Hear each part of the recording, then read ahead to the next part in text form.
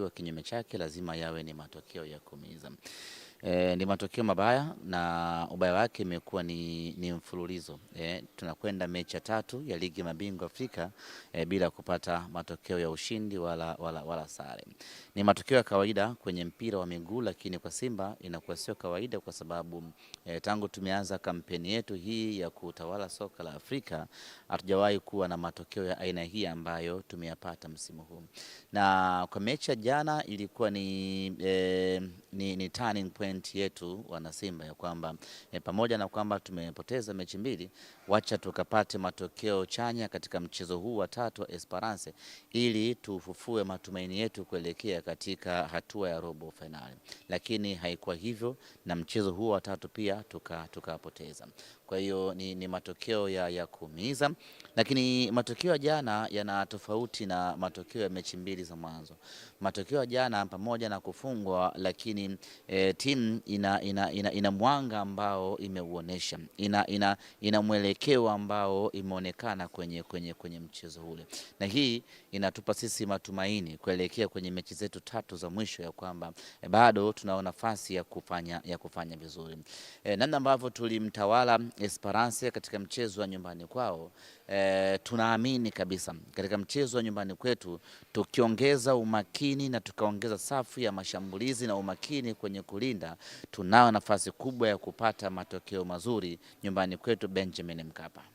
Katika mchezo wa jana dakika 90 zinakamilika, katika takwimu hakuna shot on target.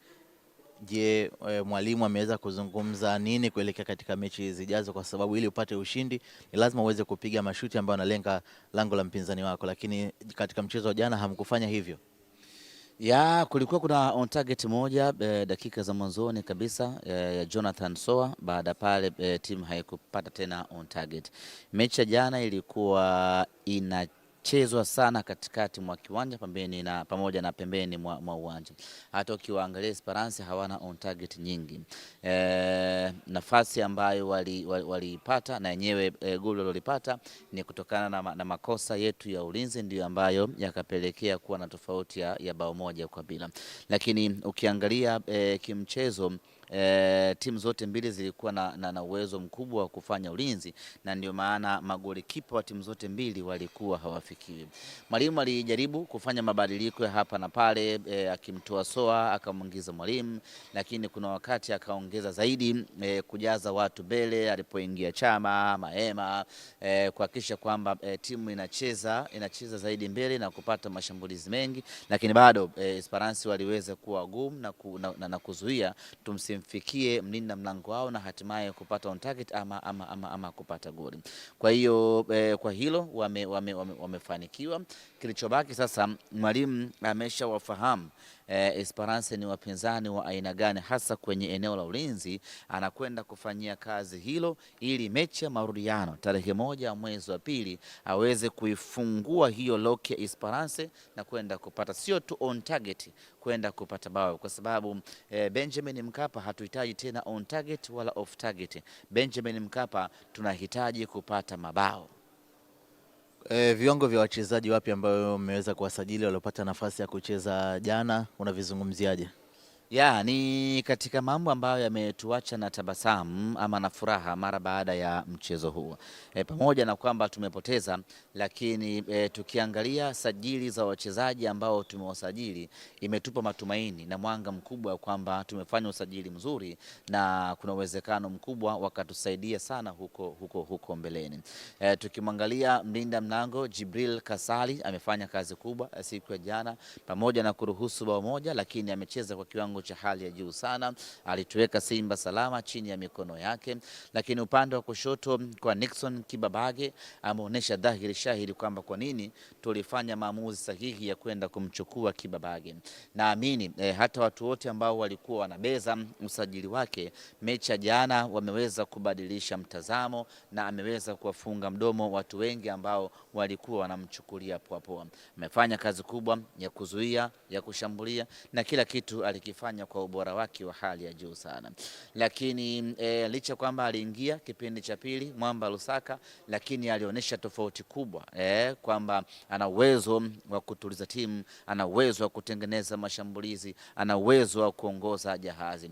Vile vile kwa winga wetu wa pembeni Libase Geye naye kwa muda mfupi ameonyesha kiwango cha hali ya juu sana, anachukua mali, anakata, anaingia uwanjani. Bahati nzuri tu ni kwamba wapinzani walikuwa very solid, lakini ukweli ni kwamba Libase Geye ameonyesha tofauti kubwa sana na uwezo mkubwa sana, na hiyo ni mechi yake ya kwanza, ni mechi yenye pressure na tension kubwa. Unamwazia Geye akipata muda wa kutosha, akapata mechi nyingi za kutosha, atakuja kuwa tishio kubwa kweli kweli katika Simba yetu hii. Ahmed, hadi sasa Simba ilivyo, nikisema kwamba hakuna mchezaji ambaye yeye binafsi kwamba mambo kitimu yanapoenda kombo yeye mwenyewe anaweza kuibeba Simba mgongoni, nikisema mchezaji huyu anakosekana nitakuwa nimekosea? Ili mchezaji aweze kuibeba timu lazima awe amepata msaada. Kwa hiyo kama timu imezidiwa, huyo mchezaji hata akiwepo ni ngumu kwenda kuonesha ubora wake. Kwa sasa tunao wachezaji wa namna hiyo. Tunaye Chama ana uwezo wa kubeba jukumu hilo, lakini mpaka timu iweze kumpa sapoti. Winga wetu mpya huyu ambaye tuko naye Libase Geye ana uwezo huo wa kufanya hayo maajabu, lakini ni mpaka timu iweze kumpa hiyo support.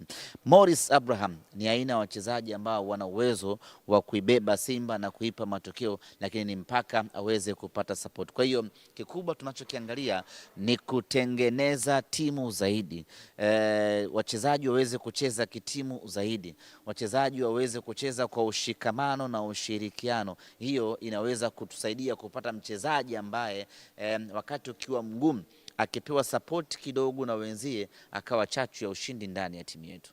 Wanasimba wengi mitandaoni wakizungumza, hata timu pinzani watani wenu wakizungumza, lakini hata msimamo pia unavyotazama, Simba Sports Club mpaka sasa katika timu zote, katika makundi yote, ndio timu pekee ambayo haina alama hata moja.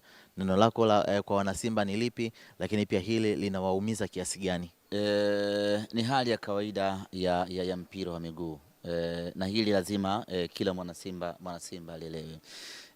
Sisi tuna miaka 8 tunashiriki back to back hatua ya makundi ya ligi mabingwa Afrika pamoja na kombe la shirikisho, na katika mara zote hizo tumefanikiwa kufuzu kwenda hatua ya robo finali. Kama inatokea safari hii tunakosa kwenda hatua ya robo finali, isionekane tumeloja, isionekane ni jambo la ajabu na ni jambo jipya.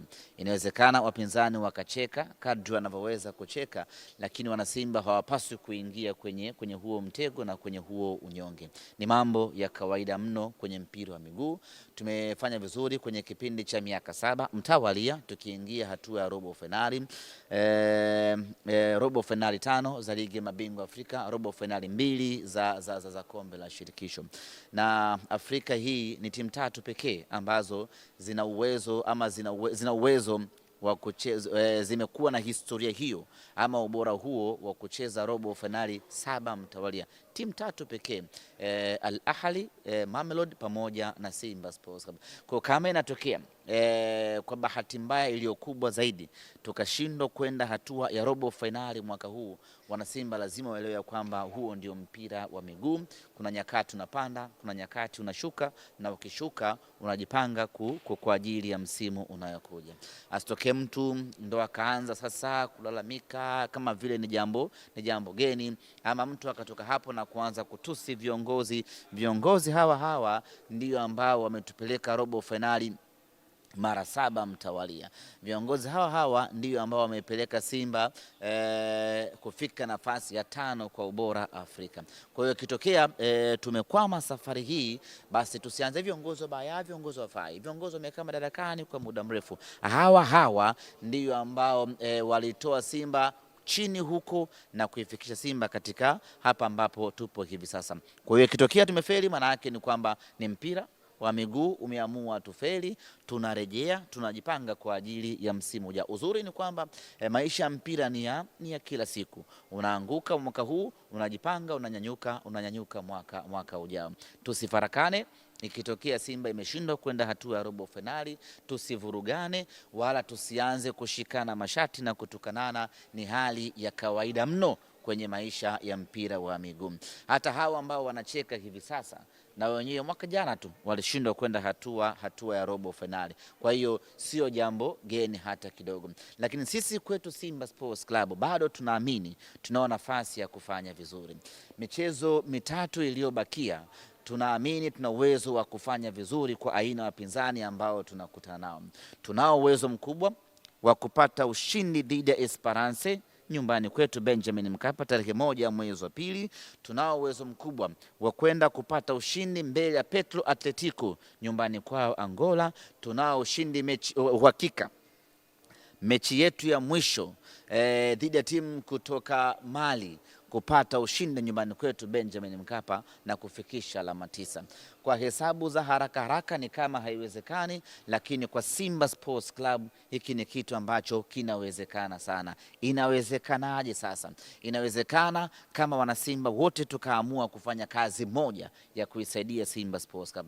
Huu sio muda kugawana sasa Simba matokeo na Simba wapambanaji. Huu ni muda wa wanasimba wote kupambana kuhakikisha kwamba tunavunja hii rekodi mbaya ambao tumeanza nayo, na tunaishangaza Afrika ya kwamba tumepoteza mechi 3 za mwanzo, tumeshinda mechi 3 za mwisho, na mnyama ameenda hatua ya robo finali. Inawezekana kama kila mwana Simba akaamua, badala ya kulaumiana, badala ya kushutumiana, badala ya kutafuta mchawi, badala ya kulaumu viongozi na wachezaji, tukawekeza nguvu ya pamoja wanasimba wote, twende tukatafute ushindi, twende tukatafute matokeo, twende tukashinde mechi 3 za mwisho.